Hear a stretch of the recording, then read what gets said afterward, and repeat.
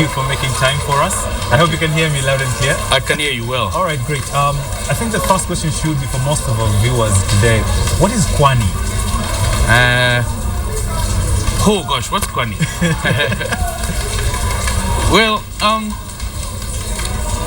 Kwani is a little bit of a group of people. Right. Do you know how when you're in nursery school and then the bell rings, and you've been sitting and the class, you want to sleep, you want to die because nothing is happening, and then the bell rings and it's break time. Do you know how kids rush out and they occupy a place? That's the feeling I think that started Kwani. You know, just that moment at which the elections had happened, Moi was gone. The hip hop people have been doing stuff, Kofulani and company.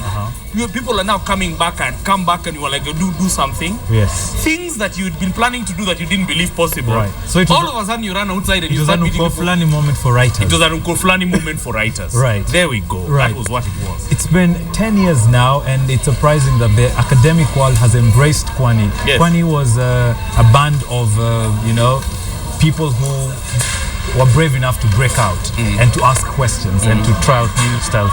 What is that to you that finally you are embraced by the academic world? I guess part of the thing it means is that our democracy is coming in of age. Right. And a certain kind of, if you watch Nigerian movies, Oga, bureaucracy is coming down. Right. When people control territories, they say, literature is ours. Right. We were in University of Nairobi today, you can see that's gone. Right. There's a kind of freedom of spirit coming in the country. Yes. That's wonderful. That's wonderful for us. And I think also, the thing is, what creative people are, what artists are in any society, 5,000 years ago, in a village before Nakuru was existence, were people who they make new things. When people stand down there and they say, that is demonic. Yes. That is wrong. That is wrong. Yes. But they're the ones who are also showing you the way that will be coming. Right. You see? So I think that's kind of what we are supposed to be. Right. What we are supposed to be. It's always been artists who come and try a new thing. It's safe to say Kwani is living before its time. We didn't know that when we were doing it. Right. You just do something out of a certain conviction. But then all of a sudden people pick it up in all kinds of ways. Right. And then legitimize you, and make your thing feel real. Yes. So I think this is a sort of a moment of arrival, which is saying there's something you people were saying here in Kenya that matters. Right. Yeah. What has been your biggest achievement of Kwani as a movement? Looking back 10 years, what do you look back and say, I'm so proud of this, we couldn't have done it if we didn't go the Kwani way?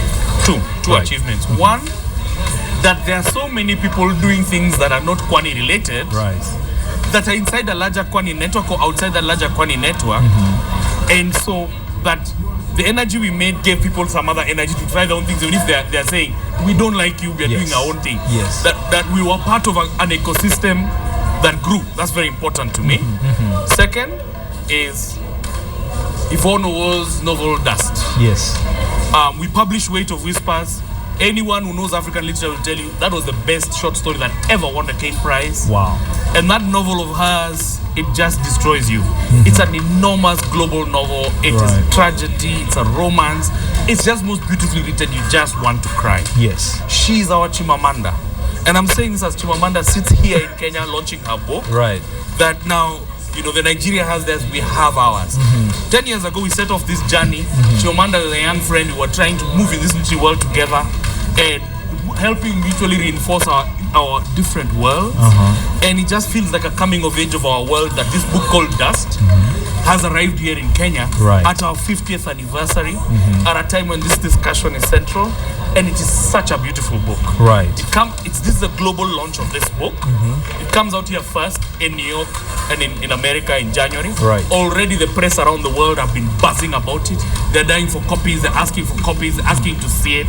That this exciting book is coming with the most respected literary mass house in America and elsewhere. It's one of the most important milestones of my professional life and of this 2000 and other generation. Right. It's a very important book. When you look at the questions that are asked in Yvonne's book and the issues of nationhood, and we're able to look at ourselves and critique and ask hard questions. What is it about Kwani that creates that kind of an environment? I think it's a certain, you have to find a way. You know, some people say, Binyavanga is a generous person. Everybody is stingy when something doesn't serve a self-interest. So I'm a stingy person. I was made generous because when I started, I met somebody online like Chipamanda, Yes. who made me feel good about my work. And we did the same thing.